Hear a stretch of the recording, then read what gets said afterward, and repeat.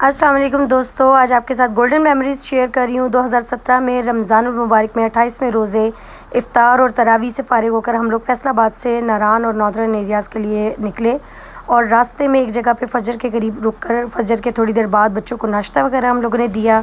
उसके बाद नारान में हमारी चांद रात थी, क्योंकि 29 रोज़ों की उस टाइम ईद थी। तो जो बहुत मज़ा आया। शाम के टाइम बारिश हुई, बहुत ठंड बढ़ गई, या बारिश की आवाज़ भी सुन सकते हैं यहाँ पर, और बहुत प्यारे व्यूज़ थे। और नेक्स्ट डे हम बोरावाई के लिए निकले। ईद वाले दिन ईद की नमाज़ पढ़ के ये वहाँ पे हमारे होटल के सामने कैंप्स थे और मैंने उन कैंप्स की तस्वीरें ली। मुझे बहुत बहुत अच्छे लगे, इतने अंदर से गर्म थे कि मज़ा आ गया। और ये बोरावाई में हमने जिस होटल में स्टे किया था, वहाँ से आगे हमने मूव करना था। जिस दिन मूव करना था उस दिन सुबह सुबह नाश्ते के बाद मैंने यहाँ से ये व्यूज़ इसके कैप्चर किए, क्योंकि बाबू से टॉप नज़र आ रही थी यहाँ से, और वहाँ पे पता लग रहा था कि बर्फ़बारी हुई है।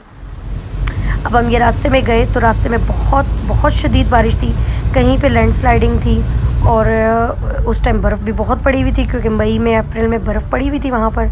और ये रास्ते में हमें ग्लेशियर मिले, गाड़ी हमारी फंसी भी, ट्रैफिक भी उस टाइम काफ़ी थी। जाते वक्त तो शायद कम मिली, क्योंकि ईद हो चुकी हुई थी और लोग निकल आए हुए थे।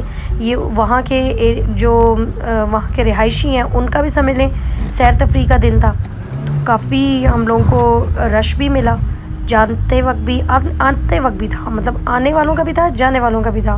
और ग्लेशियर थे, लैंडस्लाइडिंग थी, बारिश थी, बर्फ़ थी, कहीं पे कोई मौसम, कहीं पे कोई। उसकी वजह से काफ़ी ज़्यादा मतलब हमें टाइम लगा बाबू सर टॉप पर जाने के लिए। और लेकिन ये था कि बहुत बहुत मज़े की ठंड थी, बहुत मज़ा आया, बहुत इन्जॉय करते गए, क्योंकि हम लोग 2-3 फैमिलीज़ थी साथ में। और ये देखें बहुत ठंडी हवा थी। अब हम ये बाबू सर टॉप पे पहुंच गए। यहाँ पे हम ज़्यादा देर स्टे नहीं कर सके, क्योंकि बहुत ज़्यादा ठंडक थी। बस थोड़ी देर रुके। ये नानगा पर्वत की चोटी आगे हुंज़ा जाने के लिए जब हम निकले, तो नानगा पर्वत की जहाँ पे चोटियाँ हैं वहाँ पर ये हम लोगों ने थोड़ी सी देर बैठे, और ये फ़ौजी छावनी थी वहाँ पे रुके। फिर हुंज़ा पहुँचे, वहाँ स्टे किया, 2 दिन स्टे किया था हमने। तो उसमें से एक दिन हम लोग चाइना बॉर्डर के लिए निकले थे, सुबह सुबह निकल गए थे नाश्ते के फ़ौरन बाद। और ये चाइना बॉर्डर जाते हुए रास्ते में जो अताबाद झील आती है, वहाँ पे स्टॉप नहीं किया था हम लोगों ने, क्योंकि छोटे छोटे बच्चे थे हमारे साथ, तो उसके लिए ज़रा मुश्किल थी कि रुके हम लोग और नीचे जाएं और सफ़र करें, वहाँ पे बोटिंग वगैरह करें। तो मगर टनल्स का एक्सपीरियंस बहुत बहुत ज़बरदस्त था। जब से टनल्स बनी हैं, वहाँ का रास्ता रूट बहुत ईजी हो गया है, जल्दी पहुँच जाते हैं, और एक ईजी वे भी है। मतलब वो एक पुरख़तर रास्ता जो है, वो टेंशन ख़त्म हो गई है। और ये टनल्स ऐसे हैं कि जैसे एक ख़त्म होती है, कुछ मीटर के फासले से दूसरी शुरू हो जाती है, और काफ़ी बड़ी बड़ी टनल्स हैं। मतलब अंधेरा हो जाता है बिल्कुल अंदर, लाइट्स के बगैर हम नहीं जा सकते हैं। काफ़ी ज़्यादा अंधेरा हो जाता है, तारीकी हो जाती है बिल्कुल।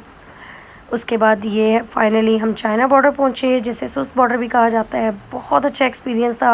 हवा के प्रेशर की वजह से हमारे कान बंद हो चुके थे। रास्ते में मुकामी लोगों ने हमें बोला था कि आप लोग खुशखुबानी और मेडिसिन भी लें, क्योंकि सर में दर्द थी, कनपट्टियाँ दर्द कर रही थी हमारी। ये चाइना बॉर्डर का व्यू देखें। और ठंड थी, क्योंकि बहुत हाइट पर है ये, बहुत ज़्यादा, तो ठंड थी, ग्लेशियर थे, बर्फ़ थी। इतना मेमोरेबल हमारा ये ट्रिप था। बहुत एंजॉय किया। बहुत ज़्यादा रश भी था, क्योंकि वो ईद का सेकंड डे था समझ लें, जिस दिन हम गए। वापसी के लिए जब हम 2 दिन बाद निकले, तो राकापोशी का पॉइंट है, नाश्ते के लिए बहुत मशहूर है, बहुत ज़बरदस्त व्यूज़ हैं वहाँ पे। वहाँ नाश्ता किया और हमारा ब्यूटीफुल टूर जो है यहाँ पर एंड हो गया। उसके बाद हम वापस फैसलाबाद आ गए।